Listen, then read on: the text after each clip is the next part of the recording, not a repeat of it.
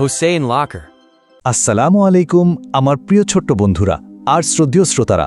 ইমাম বুখারীর জীবনের এই অসাধারণ সফরের ১৫তম পর্বে তোমাদের সবাইকে স্বাগত জানাচ্ছি। মনে আছে তো, গত পর্বে আমরা দেখেছিলাম কিভাবে বাগদাদের ১০০ জন আলেম ইমাম বুখারীকে পরীক্ষা করতে এসে নিজেরাই অবাক হয়ে গিয়েছিলেন। চলো আজ শুনি তার পরের ঘটনা। আজকের গল্পটা কিন্তু শুরু হচ্ছে একদম আমাদের সময়কার একটা ঘটনা দিয়ে। ধরো একটা ক্লাসরুমে স্যার সবাইকে জিজ্ঞেস করছেন, বলো তো তোমরা বড় হয়ে কি হতে চাও? কেউ বলছে ডাক্তার হব, কেউ ইঞ্জিনিয়ার, আবার কেউ বা টিচার। কত সুন্দর সুন্দর স্বপ্ন, তাই না? কিন্তু ক্লাসের এক কোনায় চুপচাপ বসে থাকা ওমর নামে একটা ছোট্ট ছেলে যা বলল তা শুনে তো পুরো ক্লাস থমকে গেল। সে কি বলল জানো? সে বলল, স্যার আমি বড় হয়ে একটা মোবাইল ফোন হতে চাই। ভাবো একবার, স্যার তো একেবারে অবাক। একটা বাচ্চা ছেলে কেন মোবাইল ফোন হতে চাইবে বলো? ওমরের উত্তরটা শুনে সবার মনটাই খারাপ হয়ে গেল। সে বলল, আমার আম্মু না আমাকে একদম সময় দেয় না। সে তার মোবাইল ফোনটাকেই বেশি ভালোবাসে, সারাক্ষণ সেটার দিকেই তাকিয়ে থাকে, ওটার দিকে তাকিয়ে হাসে, কিন্তু আমার দিকে তাকিয়ে হাসে না। আমি যদি মোবাইল হতাম তাহলে তো আম্মু আমাকে সবসময় নিজের কাছে রাখত, তাই না? কি যে কষ্টের কথা। ওমরের কথাগুলো স্যারের মনে খুব নাড়া দিল। তিনি ওমরের বাবা মায়ের সাথে দেখা করলেন আর তাদের বোঝালেন মোবাইল ফোনের কারণে তাদের সন্তান কতটা একা বোধ করছে। তিনি তাদের খুব সহজ কিন্তু দারুণ একটা বুদ্ধি দিলেন। বললেন, আপনারা সপ্তাহে অন্তত একটা দিন নো মোবাইল ডে ঠিক করুন। ওই দিনটা হবে শুধু আপনাদের পরিবারের জন্য, কোনো মোবাইল ফোন থাকবে না। সত্যি কি চমৎকার একটা বুদ্ধি, তাই না? আমাদের প্রিয় নবী রাসূলুল্লাহ সাল্লাল্লাহু আলাইহি সাল্লাম বলেছেন, তোমার ভাইয়ের দিকে হাসি মুখে তাকানো একটি সদকা, মানে একটা ভালো কাজ। তাই চলো আমরা চেষ্টা করি মোবাইলের স্ক্রিনের দিকে না তাকিয়ে আমাদের প্রিয়জনদের চোখের দিকে তাকিয়ে কথা বলতে আর হাসতে।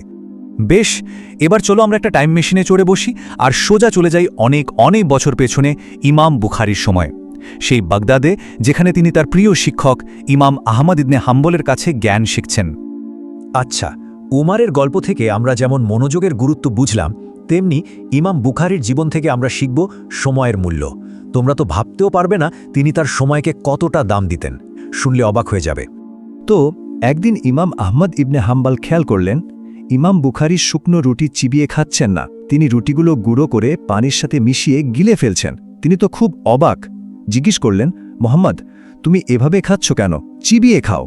ইমাম বুখারীর উত্তরটা শোনো। তিনি কি বললেন জানো?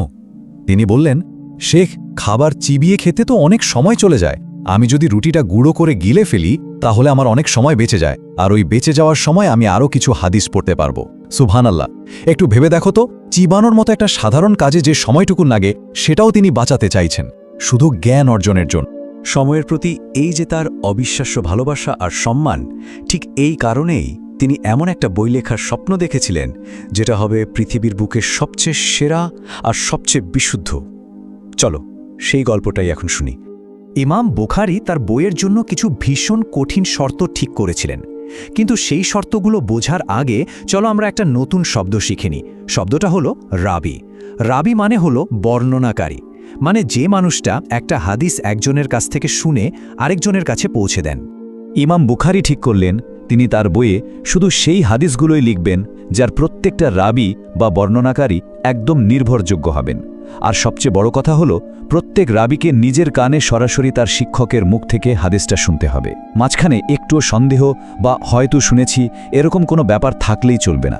এটা যে কি পরিমাণ কঠিন একটা শর্ত ছিল তা ভাবাই যায় না। তার শিক্ষক ইমাম আহমদ তো এই শর্তের কথা শুনে বললেন, মোহাম্মদ এ তো খুবই কঠিন শর্ত, এভাবে হাদিস বাছাই করলে তো হাজার হাজার হাদিস তোমার বই থেকে বাদ পড়ে যাবে। ইমাম বুখারী খুব বিনয়ের সাথে জবাবে বললেন, জি শায়েখ, আমি জানি, কিন্তু আমি এমন একটা বই রেখে যেতে চাই যাতে ভুলের কোনো ছায়াও থাকবে না। আমি চাই এটা যেন আল্লাহর জমিনের সবচেয়ে বিশুদ্ধ আর খাঁটি কিতাব হয়। একদিকে ইমাম বুখারী যখন বাগদাদে বসে ইসলামের ইতিহাসের সবচেয়ে বড় একটা কাজ করছেন, ঠিক সেই সময়ে তার নিজের বাড়ি বুখারায় একটা অন্যরকম বিপদ দানা বাঁধছিল। বুখারা শহরে ইমাম বুখারীর মা আর তার শিক্ষকের মেয়ে ফাতিমা কথা বলছিলেন। ফাতিমার মনে খুব চিন্তা। তিনি বললেন, খালাম্মা, মোহাম্মদের নাম ডাক তো এখন চারদিকে ছড়িয়ে পড়েছে। আমার খুব ভয় হচ্ছে, এত খ্যাতি দেখে যদি কেউ হিংসা করে, ওর কোনো ক্ষতি করে দেয়। ইমাম বুখারীর মা তাকে ভরসা দিচ্ছিলেন, বলছিলেন আল্লাহ ভরসা। কিন্তু ঠিক তখনই বাড়ির বাইরে থেকে ধূপধাপ করে একটা আওয়াজ এলো। মনে হলো কেউ যেন দেয়াল টুপকে দৌড়ে পালাচ্ছে। আর সাথে সাথেই বাইরে থেকে মানুষের চিৎকার শোনা গেল, চোর চোর, ধরো ওকে, পালালো। সবাই তো একেবারে ভয় পেয়ে গেল, কি হচ্ছে এসব? কি এই চোর? সে কি কোনো সাধারণ চোর, নাকি ইমাম বুখারীর কোনো শত্রু তাকে পাঠিয়েছে? ইমাম বুখারীর মা আর ফাতিমা কি নিরাপদে আছে? একদিকে পৃথিবীর সেরা বই লেখার প্রস্তুতি, আর অন্যদিকে নিজের বাড়িতেই বিপদ। কি হতে চলেছে এরপর? এটা জানতে হলে কিন্তু আমাদের পরের পর্ব পর্যন্ত অপেক্ষা করতে হবে। ততদিন সবাই ভালো থেকো। আল্লাহ হাফেজ। Like, comment, subscribe. আপডেট পেতে বেল আইকন অন করুন।